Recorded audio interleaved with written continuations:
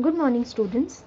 In the previous part, we studied about the asexual reproduction in lower and higher plants.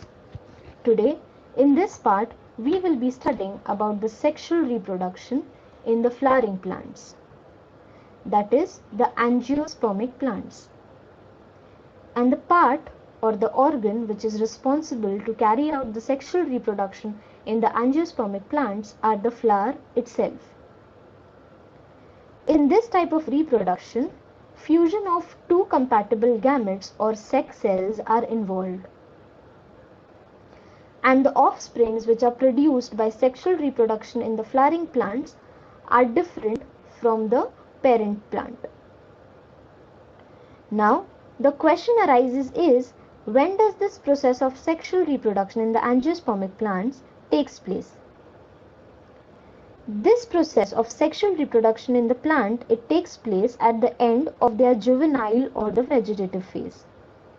And as the end of the juvenile or the vegetative phase is the beginning of the reproductive phase, we see many plants flowering at this stage. So it can be said that if the plant starts flowering, it can be marked as the end of their juvenile phase and the plant is now ready for the process of reproduction. So as we now know that the flower is responsible to carry out the process of sexual reproduction in angiosperm, let us study the parts of the flower in detail. Structure to which the whorls of the flower or the parts of the flowers are attached is called the thalamus or the receptacles. Starting from the innermost whorl, that is the carpel, it consists of three parts. The first one, stigma. This is either flat or it is a little bulging like this. This is the part that receives the pollen grains. After the pollen grains are received, the next part is the style. This slender pathway is the style. This pathway, you can say, is the pathway for the pollen tube that comes out of the pollen grain to reach this bulging swollen part which is called the ovary. This ovary, it consists of or it is intact with number of ovules, and this is the place where the egg is formed. So you can say this carpel is the female reproductive organ of the flower, and hence it is known as the gynoecium. Outer to this whorl, the second whorl is the stamen. Stamen is made up of two parts, the anther and the filament. This is the thread-like structure which is called the filament, on top of which the anther is attached. This anther is responsible for the formation of the male gametophyte, that is the pollen grains. And together all these stamens, they form the androecium, that is the male reproductive organ of the flower. Outer to the second whorl is the third whorl which is called the petals. These petals, they are always brightly colored. Why are they brightly colored? They are brightly colored for the reason to attract the birds and the insects for the purpose of pollination. And all these petals, they together form the corolla. And then there is this last whorl called the sepal. Sepals, they perform the function of protecting the flower when the flower is in the bud condition. And these sepals together, they form the calyx. Now one more thing that we need to know is the outer two whorl, that is the sepal and the petals, or you can say the calyx and the corolla, these are known as the accessory whorls. Why are they called the accessory whorls? They are called the accessory whorls because they do not take direct part in the process of sexual reproduction, but they help the flower to perform the function. Whereas the inner two whorls, that is the gynoecium and the androecium, this is known as the essential whorls. Why are they called the essential whorls? They are called the essential whorls because they directly are responsible for the process of sexual reproduction in the plants. Now students, as we now know that the inner two whorls, that is the gynoecium and the androecium, are the main part that is responsible for the process of sexual reproduction. Further, in this chapter, our main focus will be on these two whorls. So first we will be studying about the male reproductive organ, that is the stamen. For this, we need to study the structure of the anther. So as discussed previously, the stamen, it consists of two parts, the filament and the anther. This filament can be attached to the flower in two ways. It can be either attached to the thalamus directly, or these filaments are individually attached to the petals of the flower. Now, if this filament is attached to the thalamus directly, this end, that is called the proximal end, is to the thalamus, and the distal end is the end where the anther is attached. Talking about the anther, it can be of two types. It is either dithecous anther or it is monothecous anther. The dithecous anther means they are bilobed in structure. As you can see here in this diagram, this is one lobe and this is the other lobe. And each lobe is having two microsporangia, and that is how the bilobed anther becomes tetrasporangiate in nature. So one lobe having two sporangia, this is the other lobe having again two sporangia. Total there are four microsporangia, and that is how it is called tetrasporangiate. Whereas the monothecous anther, it has only one lobe and it has two microsporangias. This monothecous anther, they are the characteristic feature of the Malvaceae family in angiosperms. Malvaceae family is the hibiscus family, the hibiscus flower family. And mostly all the other families, they have this dithecous type of anther. Now one more thing we need to know over here is this bilobe structure in the dithecous type of anther, they are held together by a tissue over here in between, which is called the connective, which is the tissue that you can see over here in this diagram over here. This tissue, which is holding the two bilobed structure, is called the connective.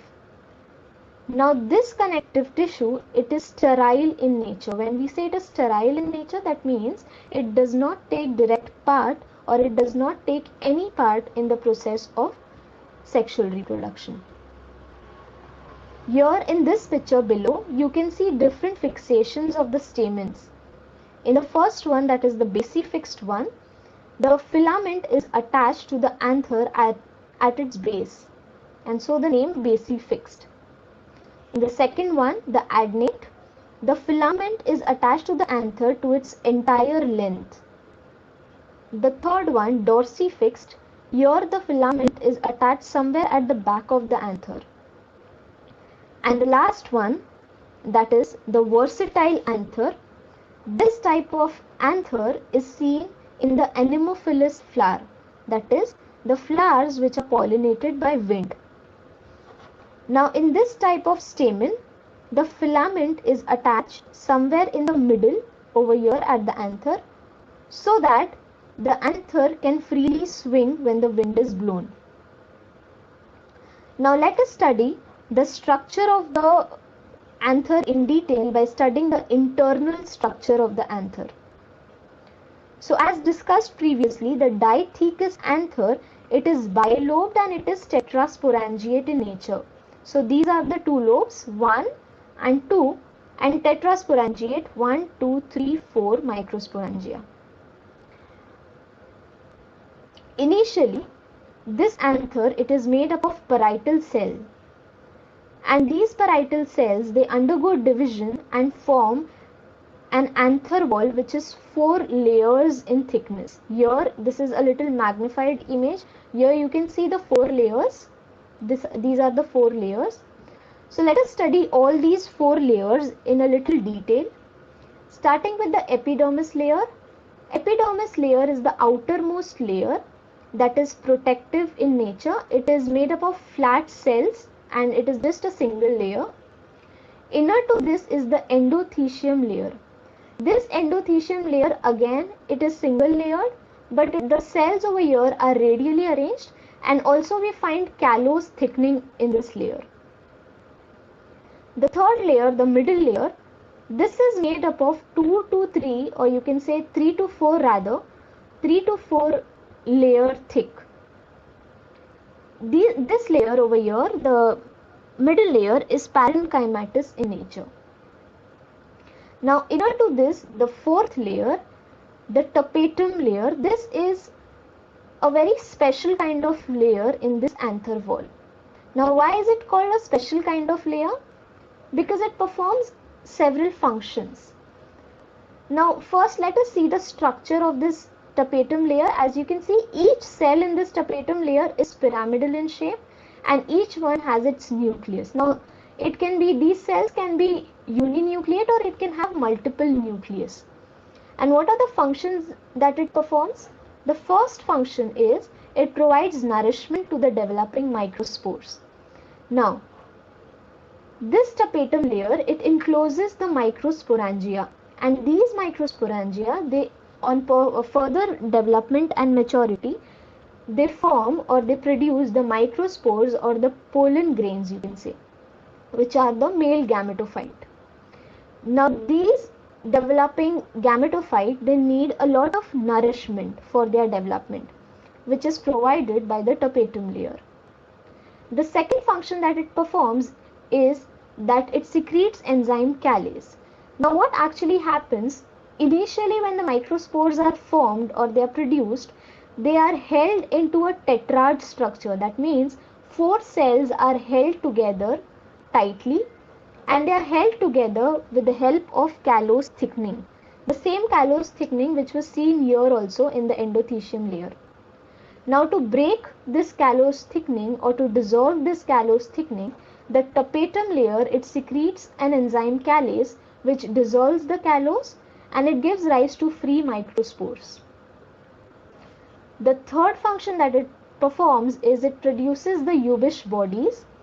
These Ubish bodies are coated with sporopollenin. Sporopollenin is responsible for the formation of exines. What is exine?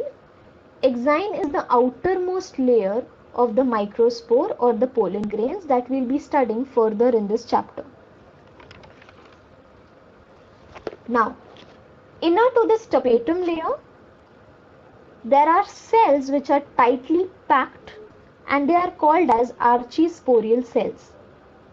These cells are held tightly into the microsporangia. These archisporial cells, later on maturity, it gives rise to microspore mother cells. And each of this microspore mother cell forms the microspores or the pollen grains. At maturity, this 4-layered anther wall, it becomes thick and it becomes, you can say it becomes fibrous and hard. Because it becomes fibrous, it cannot be ruptured, and so at the time of the dehiscence, that is when the pollen grains are ready, completely formed and are ready to move out of the pollen sac, this layer that you can see here at in this picture, the stomium layer, this is the layer that breaks open. This is the layer that ruptures. You can see the rupturing of the stomium over here, so that the pollen grains which is formed can be released out of the anther. Now how does the microspore mother cell produces the microspores or the pollen grains? We'll study further in the process of microsporogenesis. Okay, so now in this picture you can see the microspore mother cell, it undergoes meiosis. And it forms a tetrad structure. See, 1, 2, 3 cells and the 4th cell is at the back. Individually, all the cells of this tetrad are haploid in nature, but they are held together by the callose thickening as we previously discussed. And this is the time when the tapetum layer, it secretes the callus to dissolve the callose, and when the callose thickening is dissolved, what we get is free microspores. These are the free microspores. These microspores are again haploid in nature, and now these haploid cells, they undergo the process of mitotic division and they form the bicellular pollen grains. Now how do they form this structure? We'll see. In this mitotic division, the first thing that happens is karyokinesis, that is, the nucleus is divided, which is followed by cytokinesis, that the cytoplasm is divided. So here you can see a small spindle shaped cell which is floating into this bigger cell. This small spindle shaped cell is called the generative cell, and the bigger cell is called the vegetative cell or the tube cell. Now why is this called the generative cell and why is this called the vegetative cell? Generative cell because it gives rise to two male gametes, and vegetative or tube cell because it gives rise to the pollen tube. Now let us also study the outer structure of this pollen grain. The pollen grain, the outermost structure of the pollen grain is called the exine. This exine is made up of the most resistant material which is found in the living world, which is called the sporopollenin. Now when we say the sporopollenin is resistance, I mean it is resistant to many chemicals and acid. So the question arises, if it is so resistant, how does the pollen tube manages to come out? For that, you can see over here this exine layer, it is not very uniform. At certain intervals it is thin like this. Now this is what is called the germ pore. This is where the pollen tube comes out from. Now inner to this thick exine layer, we have a thin layer which is elastic in nature, and it is called the intine layer. This intine layer is made up of cellulose and pectin, which encloses this two-celled structure, that is the vegetative cell and the generative cell. Once this structure is formed, this is the stage when many of the anthers, or you can say almost all the anthers, are ready to shed their pollen grains.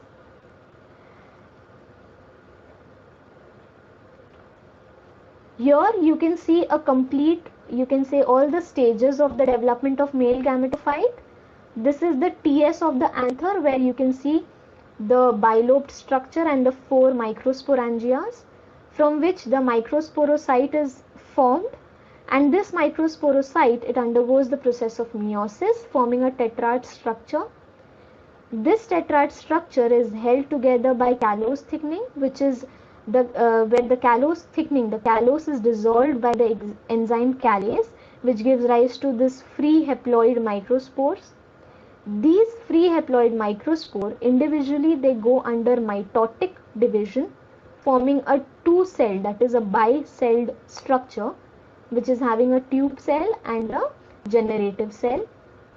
And this is the cell stage where the pollen grains are released.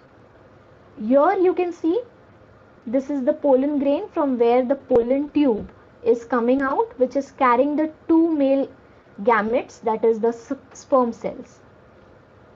Okay, so students, this was all about the development of the male gametophyte and the discussion about the male reproductive organ in the flowering plants, that is angiosperm. In further next part, we will be studying about the female reproductive organ in the flower and the development of the female gametophyte.